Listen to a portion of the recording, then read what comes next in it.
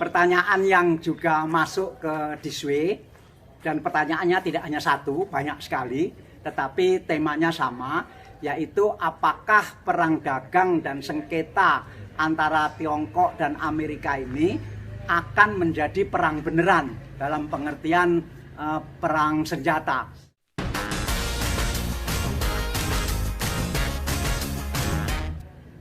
Perkiraan saya tidak. Perkiraan saya, tapi saya bukan seorang ahli militer. Saya kebetulan hanya mendalami masalah-masalah Tiongkok. Saya ratusan kali ke Tiongkok. Saya juga puluhan kali ke Amerika. Saya sudah menjelajah seluruh negara bagian Amerika kecuali satu saja, Maine, yang di pojok utara itu.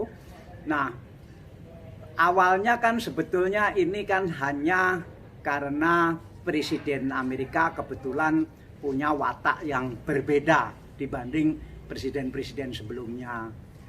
Pada dasarnya sebetulnya Partai Republik itu lebih bersahabat dengan Tiongkok daripada Partai Demokrat. Tapi ini agak aneh karena justru ketika presidennya Partai Republik, Donald Trump, hubungannya dengan Tiongkok begitu buruk.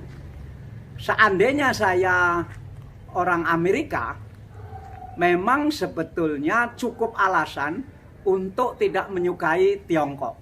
Karena kalah terus. Apapun alasannya, Amerika kalah terus. Terutama di bidang ekonomi. Sampai Trump kan mengatakan Amerika ini di bidang infrastruktur sudah seperti negara ketiga.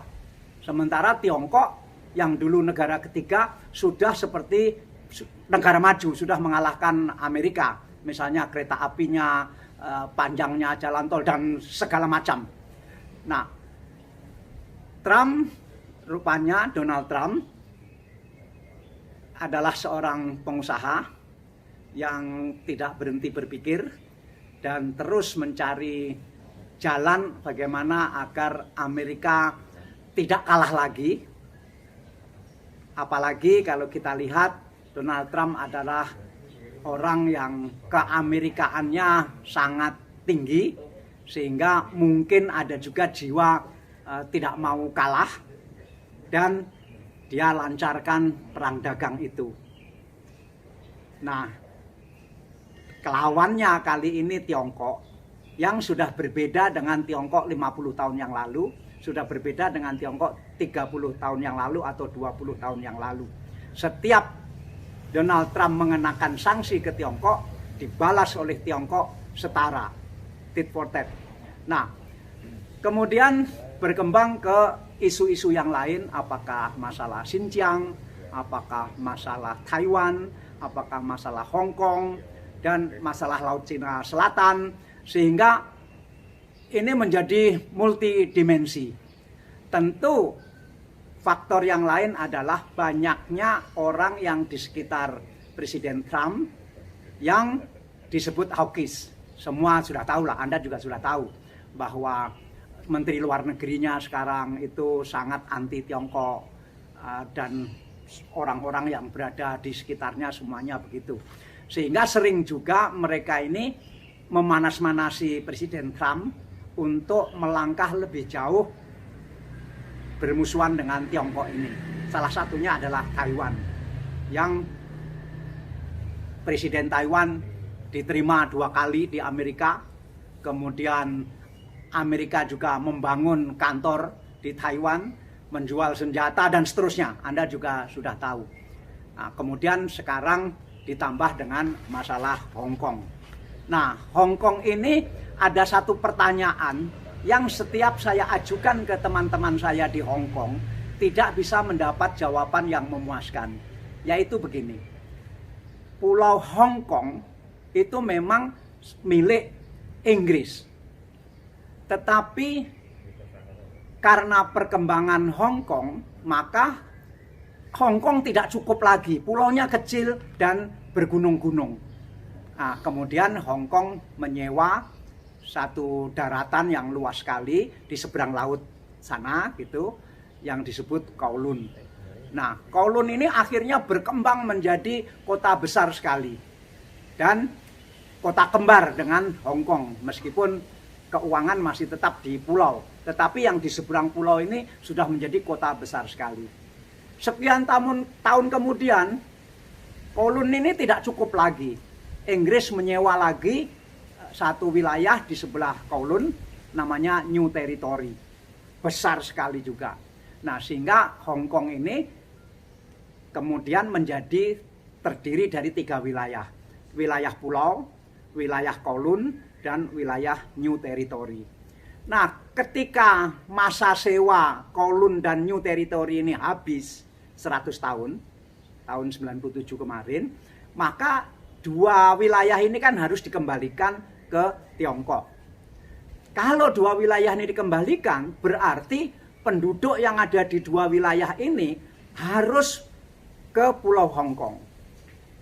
Nah, tidak mungkin Pulau Hong Kong bisa menampung itu, baik wilayahnya, infrastrukturnya, maupun fasilitas kehidupannya. Nah, karena itu terjadi perundingan, akhirnya Inggris mengembalikan 2 wilayah ini berikut dengan Pulau Hong Kong dengan kesepakatan tertentu. Pertanyaan saya adalah, misalnya sekarang ini pergerakan-pergerakan yang ada di Hong Kong itu menginginkan Hong Kong merdeka. Katakanlah berhasil Hong Kong merdeka. Yang merdeka kan Pulau Hong Kong ini. Nah, kemudian Kowloon dan New Territory bagaimana? Kan itu resmi wilayah Tiongkok yang disewa, yang harus dikembalikan. Apakah seluruh penduduk Kowloon dan penduduk New Territory ketika Hong Kong merdeka harus semuanya pindah ke Hong Kong? Terus bagaimana? Apakah mungkin hal seperti itu? Sehingga yang dimaksud Hong Kong merdeka yang dituntut oleh para demonstran ini, maksudnya itu Pulau Hong Kong atau termasuk juga Kowloon dan New Territory. Nah, karena itu ini complicated sekali, dan Tiongkok akhirnya membuat undang-undang agar Hong Kong tidak lepas dari Tiongkok. Nah, undang-undang itu sudah disahkan dan akan diterapkan dan membuat marah orang Amerika. Pas ketika peristiwa itu terjadilah terbunuhnya George Floyd yang di Minnesota itu, dan Amerika sendiri dilanda demo besar-besaran bersamaan dengan Hong Kong, sehingga terjadilah kesulitan-kesulitan pendekatan dari Amerika bagaimana harus menyelesaikan masalah Hong Kong, sementara Amerika sendiri punya masalah di dalam negerinya. Saya kira tidak akan terjadi perang persenjataan karena akan rugi semua. Memang persenjataan Amerika kira-kira masih 10 kali lipat dari persenjataan Tiongkok. Tetapi lokasi perangnya kan kalau nggak di sekitar Laut Cina Selatan, di sekitar Hong Kong, atau di sekitar Taiwan.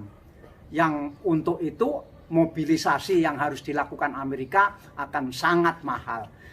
Dan Amerika akan sangat rugi. Sekarang saja utangnya sudah 25 triliun US dollar Amerika itu.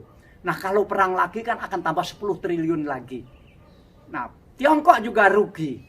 Ambisinya untuk menjadi negara terbesar di dunia pada beberapa tahun ke depan, saya kira bisa setback. Dari pemikiran-pemikiran itu, menurut pendapat saya, tidak akan menjadi perang yang sangat terbuka. Apalagi kalau nanti Trump tidak terpilih di bulan November. Atau siapa tahu Trump akan terpilih. Kita masih sulit meramalkan itu sekarang, karena Trump biasanya punya manuver-manuver yang sering mengejutkan. Terima kasih.